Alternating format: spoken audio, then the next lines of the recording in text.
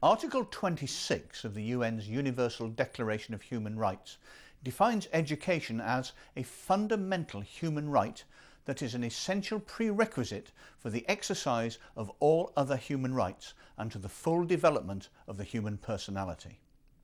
However, in many parts of the world, traditional education is simply too expensive and its services are too limited to be able much to improve the social and economic circumstances of the mass of a population.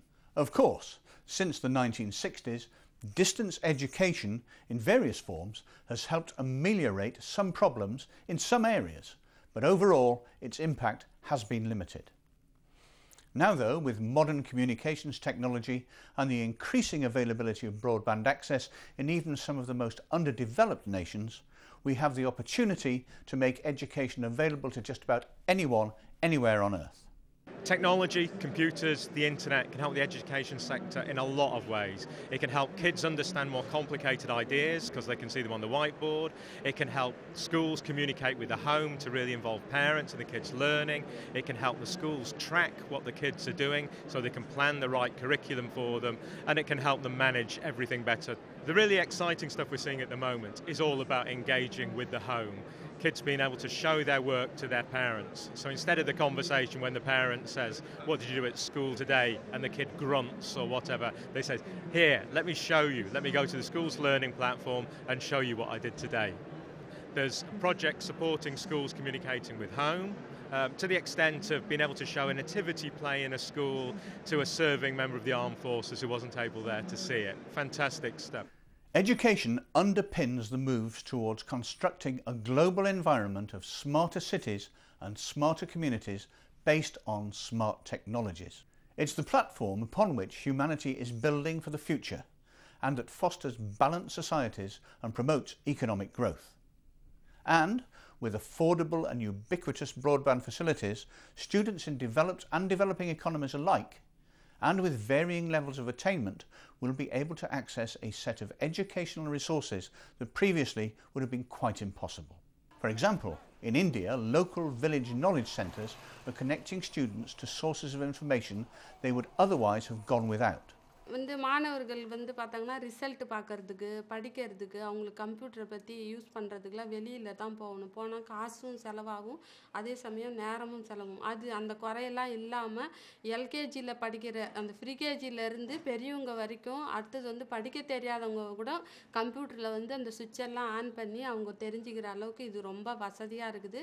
அடுத்தது வேலைவாய்ப்பு செய்திலாம் நெட்டில் பார்த்துக்கிறாங்க, அப்புறம் ரிசல்ட்டும் பார்த்துக்கிறாங்க. அந்த மாதிரிக்கெல்லாம் நாங்கள் வெளியில் டவுனுக்கு தான் போகணும். அது இந்த மையம் வரதுக்கு முன்னாடி நாங்கள் டவுனுக்கு தான் போனாலும் எங்களுக்கு சரியான தகவல் கிடைக்காது. ஆனால் இப்போ நாங்கள் இங்கேயே எல்லாமே கூட்டி தெரிஞ்சுக்கிறோம். அதுக்கு மட்டும் இல்லாமல் அந்த செய்தியை நாங்கள் வெளியிலையும் போர்டில் எழுதி போட்டுருவோம்.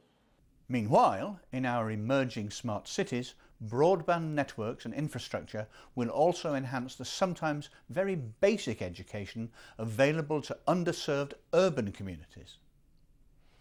In this brave new world, a student from a remote rural village would be able to learn about, say, geography, physics or maths through the same interactive educational resources, content, software applications, computing and storage facilities just as easily as other pupils far away in a conurbation in a developed world. And here in the UK, mobile technologies and smart devices are playing a key role in innovative teaching methods. Our mobile learning project in Wolverhampton is one of the biggest in Europe at the moment, and we have over 1,000 devices in the hands of learners in all phases, from Key Stage 1, Key Stage 2, 3, 4 and going into Key Stage 5. And our children get the opportunity to use these mobile devices 24 hours a day, 7 days a week. And we have software that is tailored to their learning needs. One of the things that we use most extensively is Microsoft Reader to create e-books, which is free. And you simply need a laptop to create a Word document. You can incorporate photographs that are taken on the device, and then you can create an e-book that children can read using the mobile device. Some of the results that we're seeing, particularly in reading, with boys with reading, using these devices has been really quite surprising because they like the e-books. It's a cool technology for them. We were a little bit concerned that because children were using computers a lot, that they might not be doing the speaking and listening as effectively. In actual fact, the opposite has occurred. Because they're using the devices, they're more inclined to talk about what they're doing and talk in groups and talk with their peers about what they're doing. And it's a massive improvement in speaking and listening as well. So very tangible improvement in results. However, education is not solely about schooling for children. In both the mature and growth markets, ICT is playing a key role in adult training and development as well. Actually, in this village resource center, the ICT is used as a technology to train the people, village people, youngsters, those who cannot afford to continue their education. But those who are interested in doing some sort of work like this, for example, animal husbandry work and everything, we actually train them as lay inseminators, and we also give the training as lay inseminators by using ICT. By making use of this ICT, they actually understand the anatomy of the cow, where the uterus is there, what are the ovaries, and then how to inseminate. In fact, after this training, the village youth are actually earning more than 400 to 500 rupees per day, which is quite a handsome sum for them to sustain the family, and their livelihoods are improved. I've personally been involved with the MoleNet Advisory Board, which has been to do with further education and lots of examples of mobile learning in further education. Examples ranging from how do you teach a hairdresser to cut hair and using pictures on camera phones to help learn lessons to improve the cutting of hair, through to car mechanics who might want to show through a camera phone technology some of the solutions to their chief mechanic.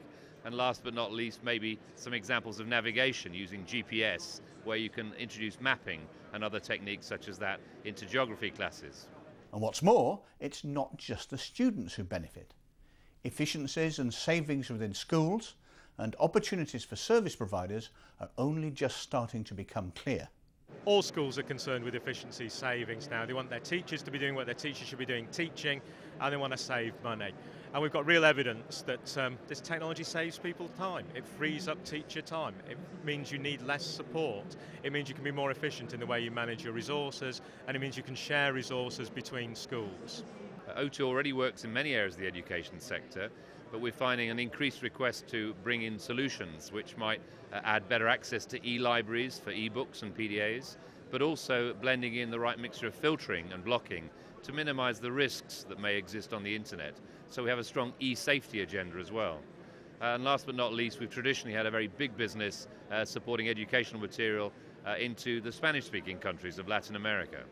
Over the past few years, there's been a multi-billion-pound investment in technology. Some of that's been driven by central government, and some of it because schools themselves recognise the value of having these technology in their schools.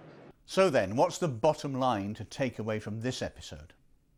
Well, it's that the trend towards smarter education is a massive potential opportunity for service providers worldwide. Not only will they be able to provide services, devices and applications specifically designed for educational purposes, but they will also be able to leverage new service delivery models such as cloud computing.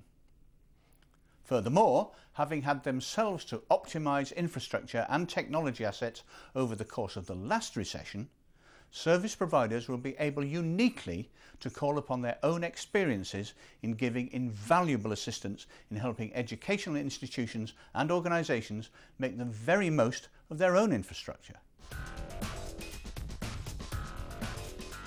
The telecommunications industry is changing very dramatically before our eyes. Everywhere we look, there are new innovations, there are new competitors, new regulations and new markets opening up.